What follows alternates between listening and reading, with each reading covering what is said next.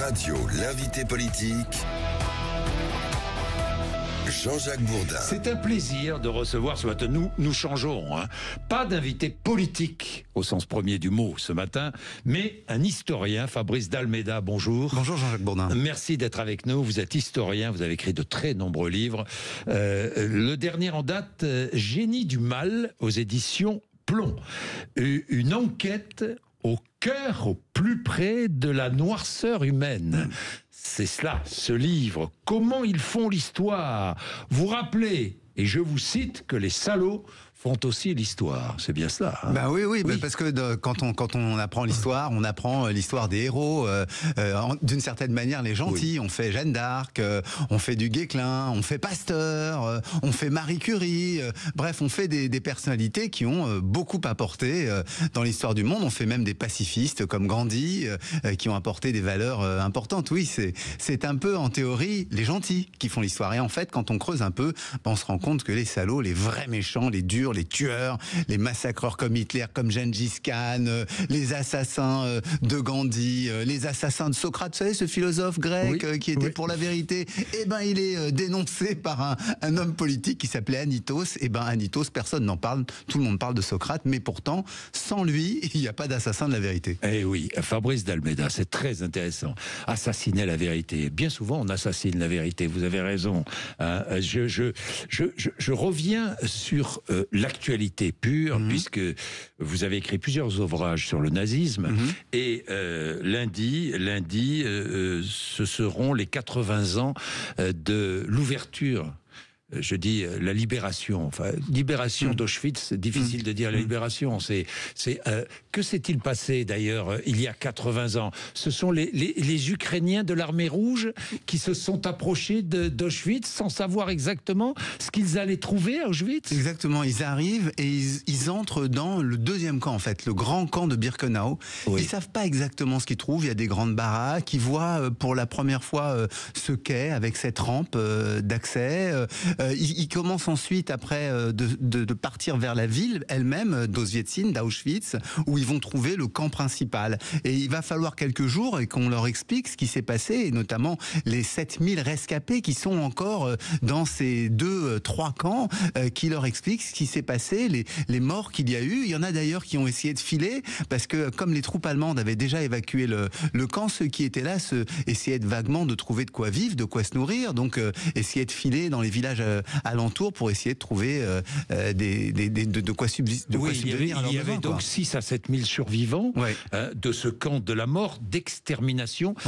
La solution... Plus d'1 million de personnes éliminées. Plus d'1 million de personnes. C'est l'endroit où il y a eu le plus de morts dans la solution finale. Plus d'1 million. C'est pour ça que c'est ce lieu de mémoire. Oui, c'est ce lieu de mémoire. La solution finale, pourquoi cette expression, la solution finale? D'où elle vient?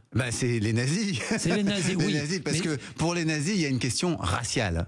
Pour eux, l'Allemagne, elle doit être une seule race, la race aryenne. Donc il faut éliminer les autres races qui sont dangereuses pour le sang allemand. C'est la conception des nazis, c'est la conception de Hitler, c'est la conception de Göring, de Goebbels. Et donc, dans leur optique, il faut éliminer les juifs, donc trouver une solution finale à la question juif, c'est-à-dire aux juifs.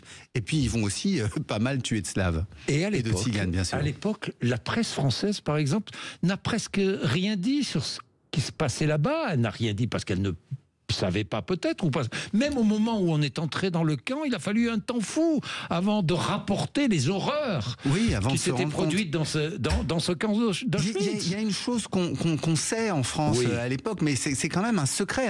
Cette solution finale de la question juive, elle est organisée en secret par Himmler, le chef des SS, qui réclame le secret et la discrétion à ses SS. Tous les SS qui rentraient dans les camps juraient une discrétion, jurait le secret, d'une certaine manière. Il jurait la fidélité à Adolf Hitler et il jurait aussi de ne pas donner d'informations. Et les camps étaient organisés avec des gardes à l'intérieur, mais des sentinelles tout autour pour empêcher que l'information fuite. Donc c'est pour ça qu'on l'a su avec un décalage. Et vu de France, en fait, on pense qu'il y a des gens qui sont déportés pour le travail, qu'on les envoie dans des camps de travail. C'est comme ça qu'on en parle. On ne sait pas, on n'a pas encore conscience que c'est des camps d'extermination. Et les rares qui vont le dire, dès juillet 42, au moment de la rafle du Veldiv, il y a un un tract qui sort, qui le laisse entendre. Les gens se disent, mais c'est des exagérations, c'est de la propagande, c'est pas vrai. Ouais. Aux États-Unis, à côté du président Roosevelt, un de ses conseillers, un colonel officier, reçoit un rapport détaillé qui lui raconte ça.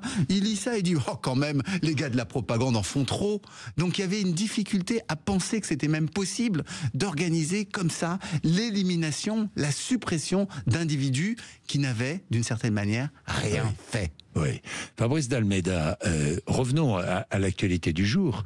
Et finalement, tout ce télescope dans l'histoire, vous le savez mieux que personne, Fabrice d'Almeida, Hitler n'était pas d'extrême droite, mais socialiste. Ce n'est pas moi qui dis cela, c'est Elon Musk. Oui, enfin, il était national-socialiste. Et voilà. Il oublie justement, il oublie une partie. Oui. Il dit il n'était pas d'extrême droite, il était socialiste. Il ne dit pas il était national-socialiste. Il n'était pas socialiste au sens premier du terme, puisqu'il construit son idéologie contre le socialisme, c'est-à-dire contre le communisme.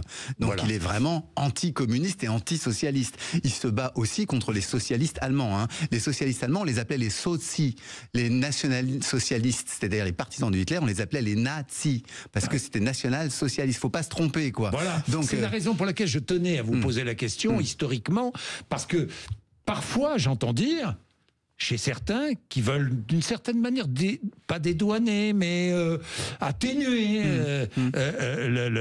ce qui s'est passé comme horreur à cette période-là, nous dire mais il était socialiste, Hitler. Alors Hitler, en fait, il faut comprendre, le socialisme, c'est la lutte de classe. C'est-à-dire qu'on considère qu'il y a une lutte entre les riches et les pauvres, entre les capitalistes et les prolétaires. C'est un peu ça la base du socialisme.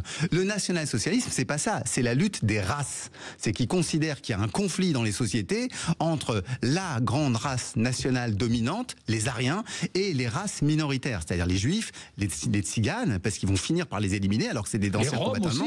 Exactement. Et les Slaves. Et c'est pour ça qu'ils interdisent les mariages mixtes. C'est-à-dire que leur obsession, c'est la pureté de la race, c'est ça qui va permettre de faire du national-socialisme, c'est-à-dire qui va permettre de faire une fusion, une société unie derrière son chef, derrière son Führer, derrière celui que nous considérons comme le monstre absolu, c'est-à-dire Adolf Hitler. Adolf Hitler, le génie, le plus grand génie du mal. Génie du mal. Le plus grand génie du mal.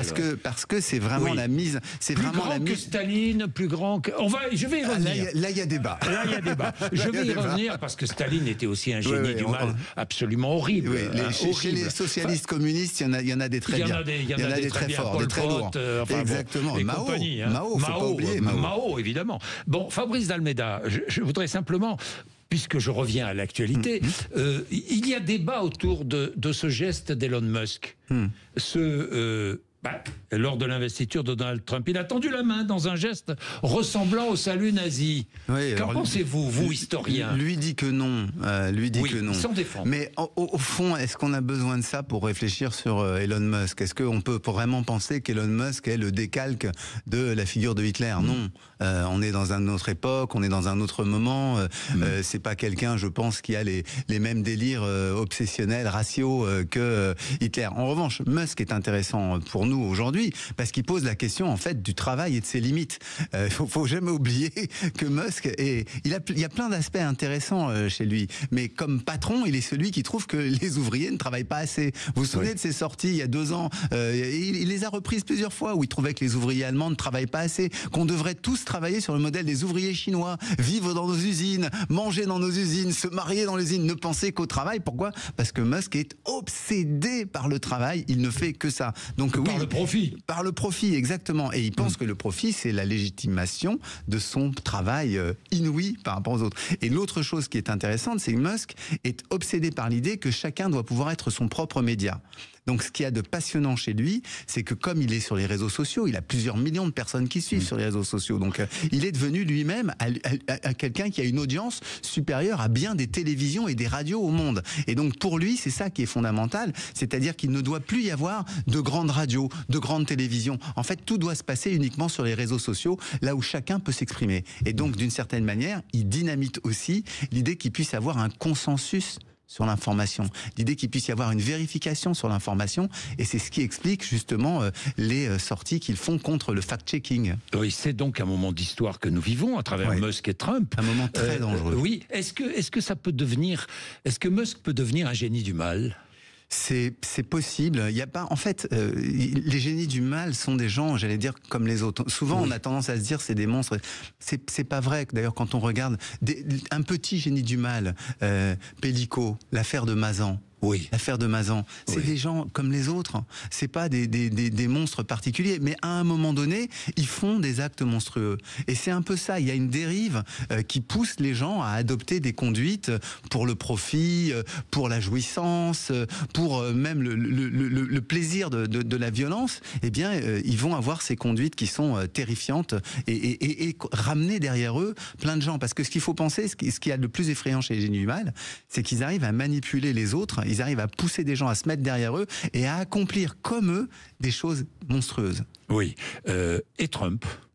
Trump, je l'ai mis dans le livre, pas pour le nationalisme, pas pour le patriotisme. Pourquoi est-ce que vous l'avez mis parmi les génies du mal ? Mais en fait, c'est le plus grand dynamiteur de la vérité. C'est-à-dire que c'est celui qui, honnêtement, on a regardé dans l'histoire américaine, personne n'a prononcé autant de mensonges que lui. C'est statistique. Il prononce 20 mensonges par jour. Il les prononce, il les écrit, il les dit, il fait des annonces en permanence comme ça, et il est persuadé qu'en fait, il n'y a pas de vérité.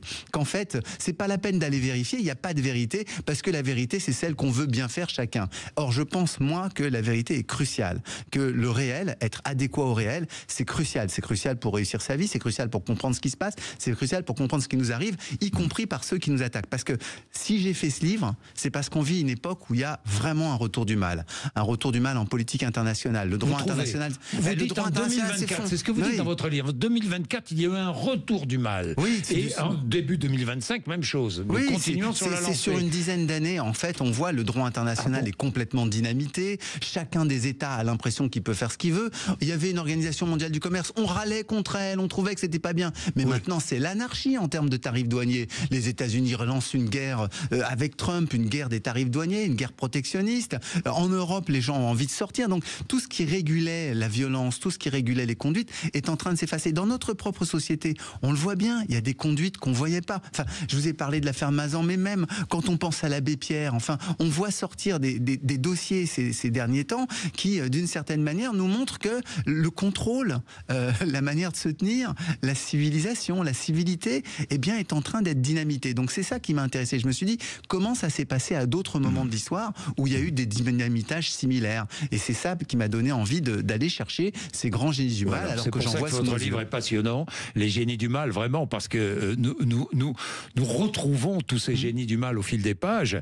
On parlait de Staline tout à l'heure, Hitler, d'accord, mais Staline... Hein, Staline, pareil, alors Staline. Énorme. Alors, et passionnant aussi, parce que c'est aussi quelqu'un qui veut cacher ses crimes. Donc, il élimine des gens avec toutes les... Enfin, c'est quand même fou de penser que c'est la révolution qui défore ses enfants. Il élimine les gens qui lui ont servi à arriver au pouvoir. Zinoviev, Kamenev, il fait des procès. Il dit, ils sont fascistes, ils sont alliés à Hitler, ils font un complot contre moi, ce qui est complètement faux. Donc là encore, on voit la proximité entre le mensonge, la violence et le vol et la concentration des moyens autour d'une petite élite. C'est ça qu'on voit. Au fond, quand on réfléchit, à chaque fois qu'on rentre dans ces régimes de dictature, on se rend compte... C'est la même chose. Ben oui, on a affaire... Même chose avec Mao. Exactement. Et même avec Poutine. Et même avec Poutine, c'est la même logique. En fait, on devient dictateur et puis on finit voleur, ou alors on commence voleur et on finit dictateur. Parce que il y a un lien, en fait, entre le... Parce que tous ces génies du mal sont tous voleurs. Oui, c'est de la prédation. Ils sont obsédés par l'accumulation, par l'idée de voler, de piller. Mais quand on regarde ça depuis les Huns, vous vous souvenez, les Huns, c'était à l'époque du 5e siècle, on était avec Sainte Geneviève, vous vous souvenez, celle qui a été la sainte tutélaire de Paris. Les Huns, ils envahissent tout, ils massacrent tout le monde. Et en fait, ils vont servir de modèle après même pour les Hongrois qui vont faire la même chose 2 siècles plus tard. Et c'est de là que va venir le mot ogre. Le mot ogre, ce sont, ce sont ces envahisseurs qui nous massacrent. Et en fait, on en garde la mémoire, mais parfois une mémoire qu'on raconte aux enfants pour leur faire peur. Eh ben, dites-moi, vous faites une transition parce que j'avais envie que l'on parle d'une... Parce que dans vos génies du mal, il y a beaucoup d'hommes, assez peu de femmes. Comment se fait-il ? Dans la criminalité en général, il y a un peu moins de femmes. Hein. Vous regardez, c'est vrai qu'il y a moins de femmes. Les atteintes aux biens aux personnes, c'est entre 15 et 20% de femmes. Alors il y a les crimes sexuels où il y a beaucoup moins de femmes. Il n'y a que 4% de crimes sexuels effectués par des femmes. Donc dans l'ensemble, il y a un peu moins de femmes criminelles. Bien, mais il y en a une que vous distinguez dans votre livre. Elle s'appelle Elisabeth Báthory. Nous sommes au début du XVIIe siècle. Elle m'intéresse parce qu'en fait, c'est quelqu'un... C'est une très jolie femme. Voilà, exactement. Qui a beaucoup d'allure. Mais qui était est-elle? C'est une noble, hein. Elle a pratiquement le niveau d'une princesse, hein. Elle est comtesse, mais c'est presque. Elle a une famille qui a été une famille royale, hein. Donc on est en Hongrie. Elle a des possessions qui sont énormes, qui sont en frontière en partie avec l'Empire ottoman. Et donc cette femme richissime a une hantise, c'est celle de vieillir. Elle traumatise ses servantes, puis un jour elle en fait saigner une, et le sang se répand sur la peau de cette femme, et elle se dit mais c'est incroyable, on dirait que ça la rajeunit. Et donc à partir de ce moment-là, elle va tuer des jeunes femmes avec l'idée de prendre des bains de sang, de prendre des douches de sang. Elle va s'organiser dans le sous-sol de son château. Alors elle va tuer en gros entre 200 et 500 femmes, hein, à peu près. Elle va être mise en justice, jugée avec ses complices, parce que elle avait des femmes, des servantes, hein, qui l'aidaient à faire venir d'autres servantes pour les massacrer. Elle avait un nain qui à la fois la distrayait, mais qui en même temps a tué pas mal de femmes. Et donc il y a un procès qui lui est fait par le roi de Hongrie, avec la justice qui s'en mêle, etc. Et pourquoi elle m'intéresse, c'est qu'aujourd'hui il y a des gens qui disent mais non, c'est pas vrai, le procès était faux, etc. Et en fait, il y a une espèce toujours de révisionnisme. On n'arrive pas à croire que le mal puisse avoir une forme aussi violente et brutale. À chaque fois, il y a révisionnisme. Mais c'est ce que vous disiez tout à l'heure. Il y aura toujours quelqu'un un jour pour dire que Hitler, finalement, il avait ses raisons, c'était pas assez. On le fait déjà pour plein d'autres tyrans qui ont massacré des tonnes et des tonnes de gens. Et ça, c'est ce que je trouve le plus fascinant. Il n'y a jamais eu de procès de Mao. Hein. Jamais, c'est vrai. Mao, on estime que c'est entre 50 et 80 millions de morts. Donc c'est des chiffres délirants. Il y a une seule famine fait plus de 20 millions de morts. Donc vous imaginez, comme on dit, pour l'ensemble de son œuvre. Voilà. Donc Mao n'a jamais eu de procès. Et Mao est encore aujourd'hui la figure tutélaire de la fondation de la République populaire de Chine. Donc c'est assez fascinant de se dire ça, qu'on peut avoir des gens qui font des morts mais considérables. Par exemple, à un moment donné, on lui dit il y a une famine. Qu'est-ce qu'on fait? Est-ce qu'on donne le blé ou est-ce qu'on le vend à l'étranger pour avoir un peu d'acier? Il dit vendez-le à l'étranger, comme ça on aura un peu d'acier. C'est-à-dire il préfère voir mourir sa population. Oui, et puis dites-moi, j'étais intéressé aussi par l'Inquisition. Vous en parlez dans votre livre. Oui, mais en proportion beaucoup moins de morts. Mais beaucoup moins de morts, ouais, c'est vrai. Parce que à travers l'Inquisition, c'est les génies du mal religieux, je dirais. Exactement, exactement. On pourrait prendre les sectes, hein. J'ai pris Jim Jones aussi. Hein, voilà. Mais l'Inquisition, ce qui est intéressant... L'islam... Exactement, El-Hadjadj au 7e siècle. Oui, exactement. Oui. Donc il y a une pression religieuse et qui est aussi une oppression. Et l'Inquisition, au fond, c'est cette idée qu'on doit tous, et c'était en Espagne, faut le rappeler l'Inquisition au 15e, 16e siècle, au moment où elle est le plus forte, son obsession, c'est une pureté raciale. On a oublié, mais Torquemada il dit qu'il faut non seulement convertir, mais qu'il faut, et on ne peut avoir dans les grands ordres religieux que des gens qui n'ont pas de sang juif. C'était l'ancêtre d'Hitler, en quelque sorte, Torquemada un peu. Il théorise ça, il théorise l'idée qu'on ne devient pas chrétien, il faut en quelque sorte naître chrétien. Donc vous voyez qu'il y a une espèce de folie, et son idée, c'est de brûler ceux qui ne répondent pas à la conversion telle qu'il la voit. Je trouve passionnant votre livre, Les génies du mal, Fabrice d'Almeida, parce que vous rappelez les vérités. Et on a besoin de temps en temps d'être, je prendrai l'expression rappeler à l'ordre, à l'ordre moral. Mais c'est ça qui est en fait fascinant, c'est quand on regarde l'ensemble des sociétés, depuis ce que j'ai fait, depuis pratiquement les âges bibliques, on se rend compte que finalement il y a des constantes. Il y a des constantes dans le mal. On considère que c'est mal de tuer les siens. Donc quand on est face à quelqu'un qui liquide les siens, on est vraiment dans le mal. On considère que c'est mal de mentir. Ça a l'air bête, mais dans la plupart des sociétés, le mensonge est banni, est rejeté. C'est différent la croyance, c'est différent le mythe, parce que on a besoin de partager des mythes ensemble. Mais le mensonge en tant que tel est considéré comme négatif. Vous lisez les contes des Mille et une nuits, vous le voyez bien. Vous lisez les contes et la mythologie grecque, vous le voyez bien. Ceux qui mentent sont des tricheurs, sont des malhonnêtes. Donc il y a quand même des constantes, et c'est ça qui m'intéresse, c'est que ça montre qu'aujourd'hui il y a des gens qui sont très très relativistes, qui disent que tout se vaut. Il n'y a pas vraiment de vérité. Eh bien moi, je montre que non, il y a des vérités et que l'humain impose un certain nombre de règles et de conduites morales. Et ça reste un message très important aujourd'hui. Et on apprend de notre histoire. Oui. Hein. Oui. Encore une fois, parfois, c'est vrai, beaucoup disent ouais, bon, ça sert à rien l'histoire. Ah non, mais là, ce qui est fascinant, aujourd'hui, c'est fascinant parce que l'actualité, comme vous l'avez dit, il y a à la fois Auschwitz, il y a à la fois les questions de propagande, de médias, de traitement de la vérité dans les médias qui sont cruciales. On a en même temps des voleurs. Faut rappeler, moi, dans Les Grands Méchants, je mets Charles Ponzi. Charles Ponzi, c'est l'inventeur de la pyramide de Ponzi. Vous savez, c'est cette escroquerie où on fait rentrer de nouveaux entrants dans une affaire de manière à ce que les nouveaux entrants payent les intérêts aux anciens. Qu'est-ce que c'est d'autre que les crypto-monnaies? Les crypto-monnaies ne peuvent exister que parce qu'il y a des gens qui entrent sur ce marché et qui en achètent et qui donc font que petit à petit, chaque crypto-monnaie prend de la valeur. Mais le jour où ça s'arrête, le jour où les gens sortent, il y a une perte de valeur brutale. Donc on est sur un modèle qui est pratiquement similaire à celui des pyramides de Ponzi, à celui de ces chaînes où on envoie de l'argent à celui qui est en haut de la chaîne. Donc vous voyez, on est avec l'histoire, on a la possibilité de regarder, et je vous parle pas des gangs, hein, puisque vous savez qu'une des grosses difficultés qu'on a en France, c'est le narcotrafic, c'est les gangs du narcotrafic. Et ben les gangsters, on voit comment dès le début du XXe siècle, avec des gens comme Al Capone, ils commencent déjà à corrompre la politique, à corrompre la conduite pour essayer d'établir de véritables empires. On y est. Vous parlez d'Al Capone dans votre livre. Merci beaucoup, Fabrice Almeida. Jean-Jacques Bourdin. Génie du mal, aux éditions Plon. C'est absolument passionnant. Une enquête au plus près de la noirceur humaine. Il est 8h57. Patrick Roger, juste après les informations de 9h.